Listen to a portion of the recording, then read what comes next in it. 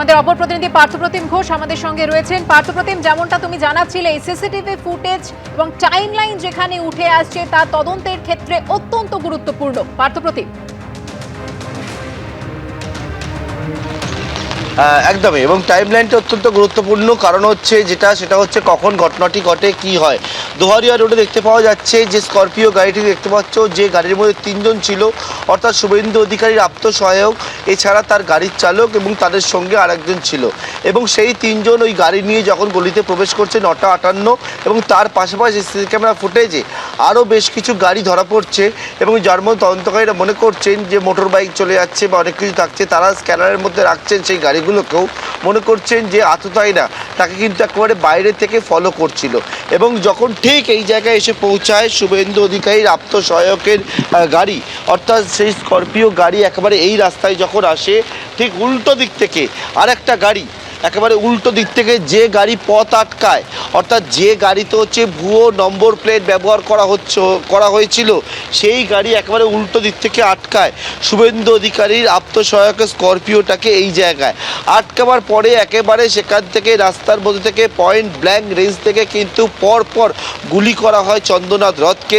এবং তারপরে যে গাড়িটি তার পথ আটকায়, একেবারে এখানে বর্তমানে বৃষ্টি হচ্ছে, ধুয়ে গিয়েছে, সেই জায়গায় কিছুক্ষণ আগে চাকার একটা কিন্তু দাগ হয়ে গিয়েছিল।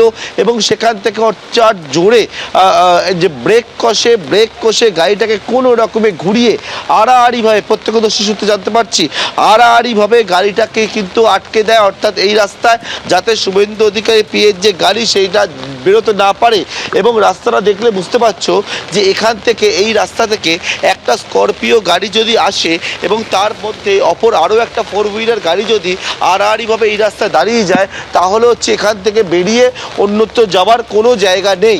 এবং তারপরেই একেবারে প্রকাশ্যে এইভাবে গাড়ির মধ্যে যখন শুভেন্দু অধিকারী আত্মসহায়ক বসেছিলেন, পয়েন্ট ব্ল্যাঙ্ক রেঞ্জ থেকে পরপর গুলি করার পর ওই গাড়িটাকে এখানে তারা রেখে দিয়ে মোটর বাইক যেটা ব্যবহার করা হয়েছিল এই খুনের ঘটনার সময়, সেই মোটর বাইকে উঠে দুষ্কৃতীরা তারা কিন্তু পালিয়ে যায়। অর্থাৎ এক্ষেত্রে তোমাকে বললাম যে টাইম লাইনটা গুরুত্বপূর্ণ, কারণ গাড়ির নম্বর সিসি ক্যামেরা ফুটেজ থেকে পুলিশ জানার চেষ্টা করলেও পুলিশ জানতে পারছে যে প্রতিটা ক্ষেত্রে গাড়ির যে নাম্বার প্লেট ব্যবহার করা হয়েছিল সেটা হচ্ছে ভুয়ো।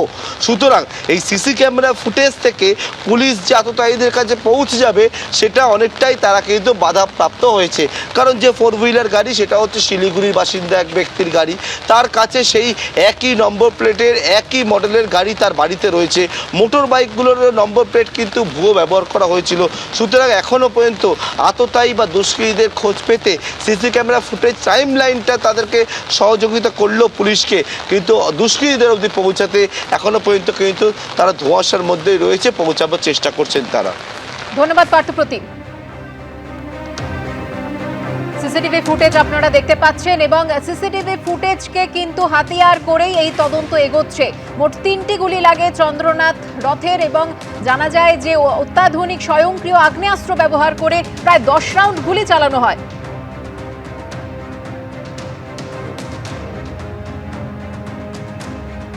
সমাজ বিরোধী কার্যকলাপ এখানে দিনের পর দিন হয়েছে।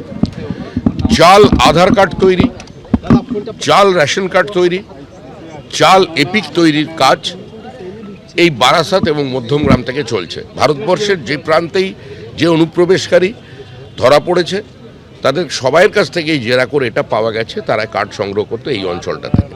এটা তৈরি করার চেষ্টা করা হচ্ছে পশ্চিমবঙ্গে। বিভিন্ন জায়গায় অস্থিরতা চলছে, এটা আমি অস্বীকার করছি না।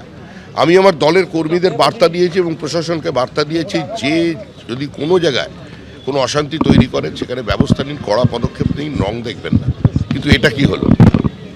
আমরা জিতলাম, আমাদের 3 জন কর্মী মারা গেল। কালকেও বসিরহাটে আমাদের এক কর্মীর ওপরে গুলি চালানো হয়েছে, 4 রাউন্ড গুলি চলেছে। তো আমাদের কি ক্ষমতা নেই? সিংহ স্থবির বলে যদি কেউ মনে করে তাকে পদাঘাত করবে, ভুল করছে।